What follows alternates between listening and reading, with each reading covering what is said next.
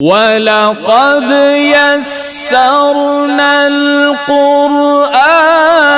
لِلذِّكْرِ فَهَلْ مِن مُدَّكِرٍ۔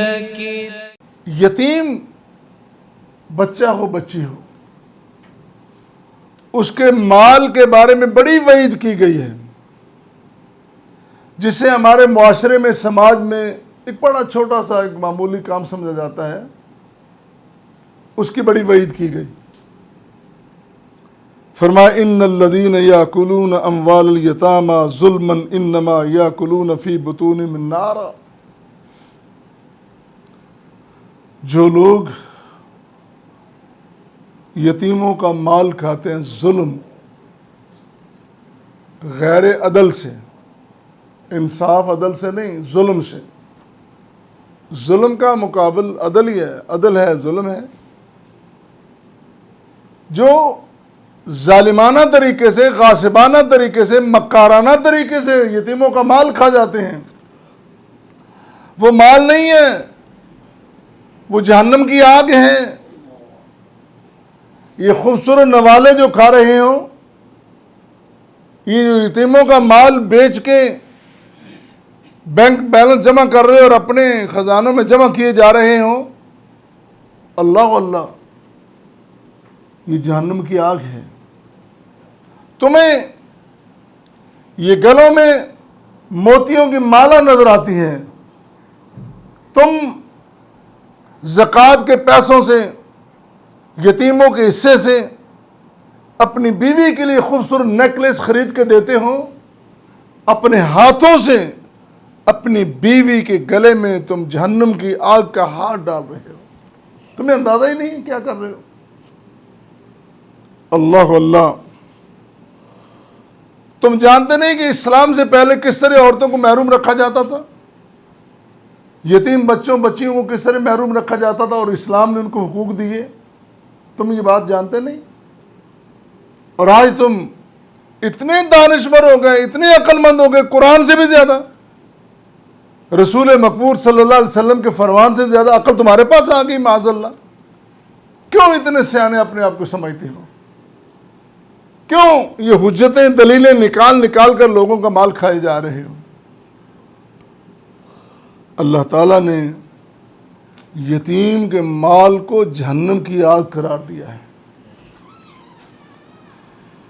اور ذرا تصور کریں، یہ تو اللہ نے اپنے آخری نبی کی امت پر کرم کیا ہے، اگر واقعی یہ آگ بن جاتی، معاشرے میں نظر آتا کہ ایک بندے نے بریانی کھائی ہے اور جب وہ کھا رہا تھا تو اس وقت آگ بن گئی، بن سکتی تھی، اللہ بنا دیتے، دنیا کو دکھا دیتے۔ اللہ کا شکر ادا کرو کہ اللہ نے تمہیں آخری پیغمبر کی امت میں پیدا کیا، اور یہ تم پر آزمائشیں، یہ عذاب، یہ تسلط نہیں ہے، لیکن اللہ تعالیٰ نے ایک نظام مقرر کیا اور ایک وقت مقرر کیا ہے۔ فرمایا آج تمہیں آزادی ہے، کھا لو جتنا کھانا ہے، جزا بھی قیامت کے دن، سزا بھی قیامت کے دن۔ نہ تو میں جنت کے باغات اپنے ولیوں کو، دوستوں کو دنیا میں دیتا ہوں، کہیں نہیں ہوتا کہ کسی کے پاس وہ کھا رہا ہو تو اس کے پاس پڑے ہوں جنت کے میوے پڑے ہوں، کہتا نہیں یہ میں نے وہیں دینا ہے، صبر کرنا، دوں گا، میں اعتماد رکھ، یقین رکھ، میں دوں گا۔ جنت بھی جہنم بھی دونوں آگے جا کے، یہ رب کا نظام ہے۔ اور تو چاہتا ہے، تو کہتا ہے بار بار کہ آج کیوں نہیں ہو جاتا؟ مشرکوں کے بارے میں نہیں کہتے ہیں؟ مشرک کہتے تھے اگر تیرا یہ نبی سچا ہے، ہم پہ پتھروں کی بارش کیوں نہیں ہو جاتی؟ اور ظالموں کیا کہہ رہے ہو تم؟ ہم پکڑے کیوں نہیں جاتے؟ ہم پہ گرفت کیوں نہیں آتی؟ اللہ کا کرم ہے کہ تم پہ گرفت نہیں آ رہی، اور یہ بھی اللہ کا کرم ہے کہ اللہ تعالیٰ جنت کے میوے بھی یہاں نہیں دکھا رہا، وہ بھی وہاں رکھے ہیں، انتظار کرو، فصبرو، صبر کرو۔ صحیح بخاری اور صحیح مسلم کی ایک روایت ہے، اور یہ آخری روایت ہے، پیش کر کے میں گفتگو سمیٹ رہا ہوں۔ فرمایا نبی کریم صلی اللہ علیہ وسلم نے اجتنبوا السبع الموبقات، تباہ کرنے والی 7 چیزوں سے بچو۔ رسول کریم صلی اللہ علیہ وسلم نے فرمایا تباہ کر دینے والی، برباد کر دینے والی 7 چیزوں سے بچو۔ قالوا یا رسول اللہ صلی اللہ علیہ وسلم وما ہن، نبی کریم صلی اللہ علیہ وسلم، اے آقا محترم، اے امام کائنات، اے محسن کائنات، اے رحمت کائنات صلی اللہ علیہ وسلم، ہمیں بتلائیے، فرمائیے کہ وہ 7 چیزیں کون سی ہیں۔ فرمایا سب سے پہلے نمبر 1 الشرک باللہ، اللہ کو شرک بالکل پسند نہیں۔ شرک بڑا ہو، چھوٹا ہو، خفی ہو، جلی ہو، کوئی قسم بنا لو، شرک کسی بھی قسم کا ہو، اللہ کو پسند نہیں ہے۔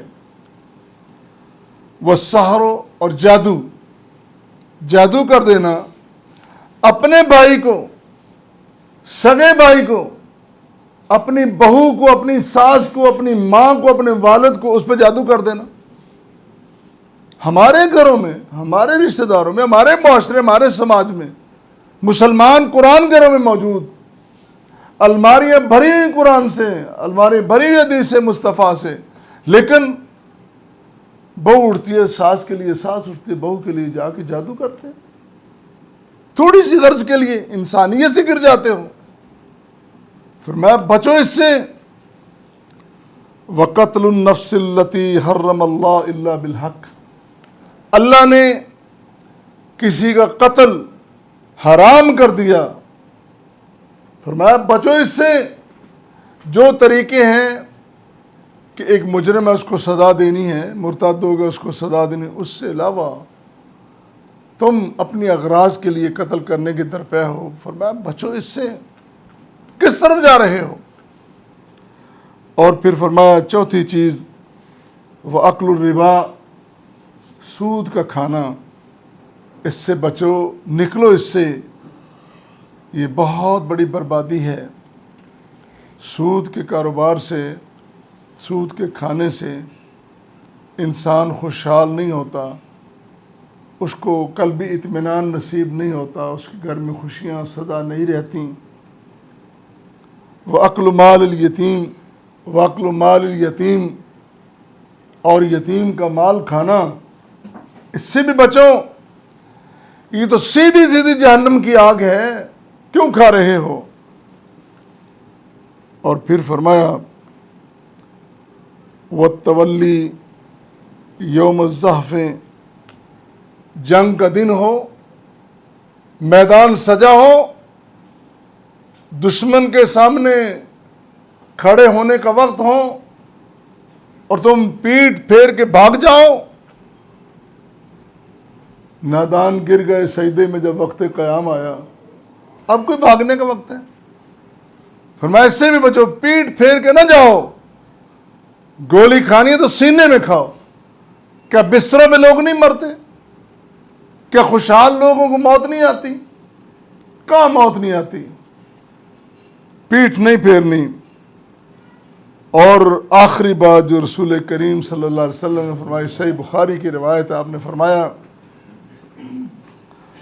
وَقَذْفُ الْمُحْصَنَاتِ الغافلات، نیک عورتیں، پاک باز عورتیں، ان کو پتہ بھی نہیں اور تم ان پہ الزام لگا رہے ہو۔ اپنی جبلی، فطری اور سفلی عادات کی وجہ سے، اپنی گندی عادات کی وجہ سے، ان کی تسکین کے لیے، اپنی گندی خواہشات کی تسکین کے لیے تم نیک اور پاک باز عورتوں پہ تہمتیں لگاتے ہو۔ رسول کریم صلی اللہ علیہ وسلم نے فرمایا اس سے بچو۔ اور آخری بات پھر یہی، یتیم کا جو مال کھانا ہے، فرمایا یہ مال نہیں کھا رہے، انما یاکلون فی بطونہم نارا، یہ اپنے پیٹوں میں آگ ٹھوس رہے ہیں۔ ان کا خیال تو اتنا کرنا ہے، نبی کریم صلی اللہ علیہ وسلم کو اللہ فرما رہے ہیں فَأَمَّا الْيَتِيمَ فَلَا تَقْهَرْ، اے میرے رسول کریم صلی اللہ علیہ وسلم خود بھی نوٹ فرمائیے، اپنی امت کو بتا دیجئے، ان کا مال کھانا تو دور کی بات ہے، آپ یتیم کو جھڑکی بھی نہیں دے سکتے۔ اب دیکھتے نہیں وہ کتنے دکھ میں ہیں، ان کا دکھ سمجھنے کے بجائے اپنی اغراض کے پیچھے پڑے ہو۔ اللہ اللہ ہمیں قرآن سمجھنے کی توفیق دے۔ وراثت کے مسائل شروع ہو گئے ہیں، اگلی آیات میں انشاءاللہ کتنا حصہ کس کا بنتا ہے، کیسے کیسے وہ وقت کے ساتھ ساتھ انشاءاللہ چلتا رہے گا۔ اللہ ہمیں اسی طرح قرآن سمجھنے کے لیے اکٹھا رکھے، جستجو کرنے کی کوشش کرنے کی توفیق عطا فرمائے۔